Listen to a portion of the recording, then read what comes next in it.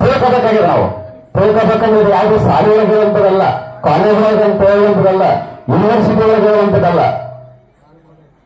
ಪ್ರವಚನ ಪಂಡಿತರು ತಮಗಾಗಿ ಈ ಪೂಜಾ ಪುರಸ್ಕಾರ ಬಹಳ ನಿತ್ಯ ನಿಯಮದಿಂದ ಹೇಳುವಂತ ಒಂದು ಪುರಾಣ, ಅದು ದೇವಿಯ ಪುರಾಣ. 9 ದಿನಕ್ಕೆ 9 ಕಲರ್ಗಳು, 9 ದಿನದ ಅವತಾರಗಳನ್ನು ತಮಗೆ ಸವಿಸ್ತರವಾಗಿ ಹೇಳುವಂತ ಕಾರ್ಯ ಆಗ್ತದೆ. ನಿಜಕ್ಕೂ ತಾವೆಲ್ಲ ಧನ್ಯ.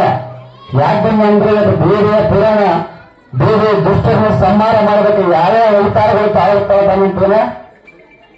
ತಾವೆಲ್ಲ ಬಂದು ಮತ್ತು ತಾವೆಲ್ಲ ದೇವಿ ಅವತಾರ ಮತ್ ದೇವಿ ಅವತಾರ ನೀವು ಅವತಾರ ಇದ್ರೆ ನಮ್ ಜಗತ್ತಿರಂಗಿಲ್ಲ.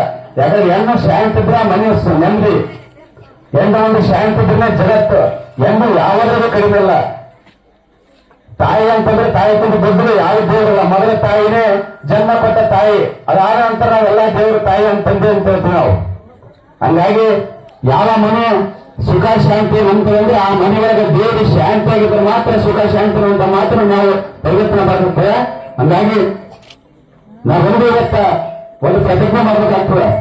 ನಾವು ದೇವಿಯ ಪುರಾಣ ಕೇಳಿದಷ್ಟೇ ಅಲ್ಲ, ದೇವರನ್ನು ನಾವು ಆರೈಸಿ ದೇವ ಅಂತ ನಾವೆಲ್ಲ ತಿಳ್ಕೊಂಡು ನಾವು ಇನ್ನೊಬ್ಬರ ಜೀವನದಲ್ಲಿ ಇನ್ನೊಬ್ಬರಿಗೆ ಒಳ್ಳೆಯದನ್ನ ಮಾಡಬೇಕು, ಒಳ್ಳೆಯ ರೀತಿಯಲ್ಲಿ ಪ್ರಯತ್ನ ಮಾಡ್ಬೇಕು ಅನ್ನುವಂತ ಮಾತು ನಾನು ಹೇಳ್ತೀನಿ. ಯಾಕಂದ್ರೆ ಎಲ್ಲರೂ ನಾವು ನಮ್ಮದು ನಮ್ಮ ಮನೆ ಅನ್ನುವಂಥದ್ದು ಮಾತ್ರ ನಮಗ್ ಬಿಟ್ಟದ್ದು. ಅದು ನಾವು ಸ್ವಾರ್ಥಕ್ಕಾಗಿ ಮಾಡುವಂಥದ್ದಲ್ಲ. ಇವತ್ತು ಸ್ವಾರ್ಥವನ್ನು ಬಿಟ್ಟು ನಿಸ್ವಾರ್ಥಕ್ಕಾಗಿ